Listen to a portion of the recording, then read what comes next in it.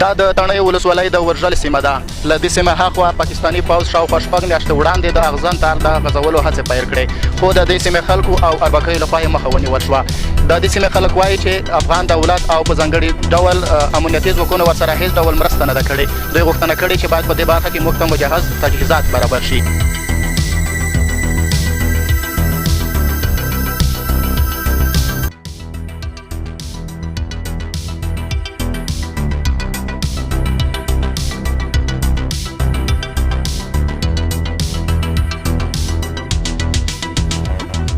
او میګ نه پرېږدي چې دغه پاکستان افغان سیم تیر کړي دلته، او دغه به میګ د پوره چې هر څومره د سار په بایر ته تومیږي، په هر شي تومیږي.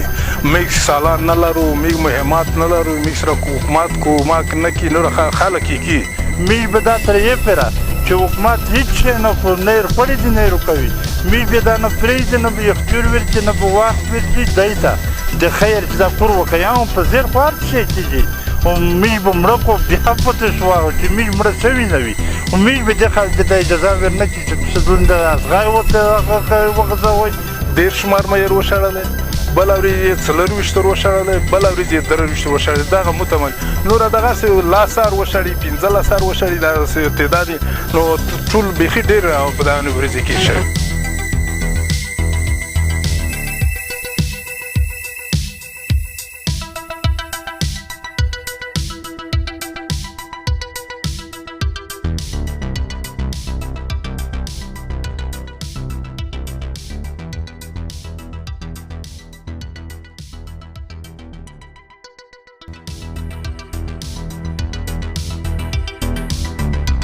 اوسیدونکي وایي چې له دغه غرونو هیخوا ته د ورژلې د قوم شاوخوا 8 کیلومتره ځمکه پاکستاني پوځ غصب کړې ده.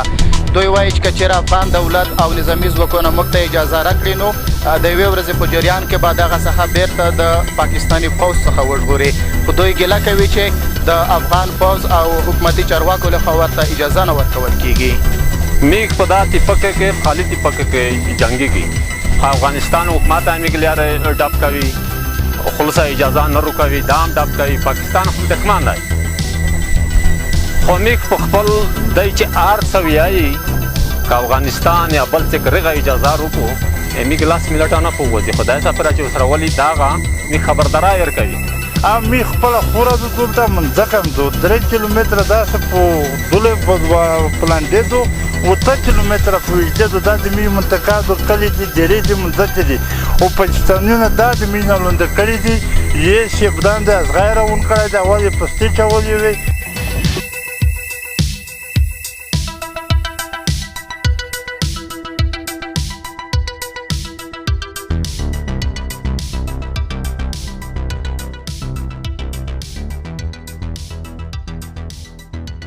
د قوم اوسیدونکي وایي چې د 6 میاشتو په موده کې دواړو خواوو ته جګړه هم شوې ده، چې دوی خواته د تلفاتو د اوښتو په اړه هیڅ ډول معلومات نه